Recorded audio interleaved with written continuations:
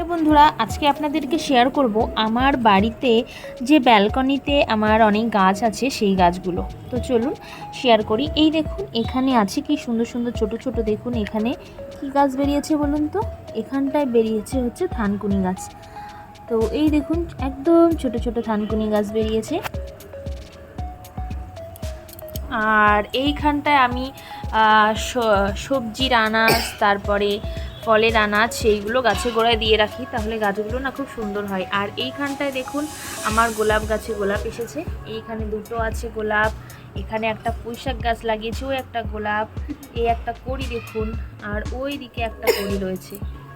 আর এইখানটায় দেখুন snake plant রয়েছে, এখানে রয়েছে একটা কালমিক গাছ, এই দেখুন কালমিক গাছ, এই যে হচ্ছে কালমিক গাছ। আর এখানে রয়েছে একটা ফুল গাছ, আর ওইখানটায় রয়েছে হচ্ছে অ্যালোভেরা গাছ। আর এইখানটাতে না, এই গাছটা আজকে আমি একটা স্নেক প্ল্যান্ট নতুন বার হয়েছে, তো সেই গাছটা তুলে আমি এটা আলাদা একটা টবে পুঁতে দিয়েছি। এইটা আমি ঘরের মধ্যে রাখবো বলে এখানে রেখেছি। তো এটা একটু সেট হয়ে গেলে তারপরে ঘরের মধ্যে রাখবো।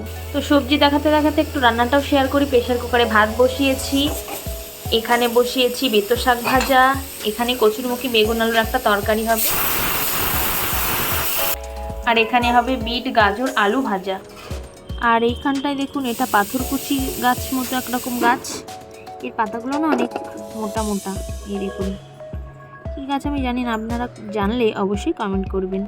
আর এখানে আছে একটা বেল ফুল, এখানেও পাতা ছেড়েছে কিন্তু ফুল আসেনি, অনেক দিন হয়ে গিয়েছে। এখানে একটা তুলসী গাছ আছে, এখানে তুলসী গাছ আমার অনেক লাগে, কেন বলুন তো, অনেক পাতা কালেক্ট করতে হয় তো। আর এখানে একটা গাছ আছে ফুল গাছ, এখানে থোকা থোকা ফুল হয় এই গাছটাতে।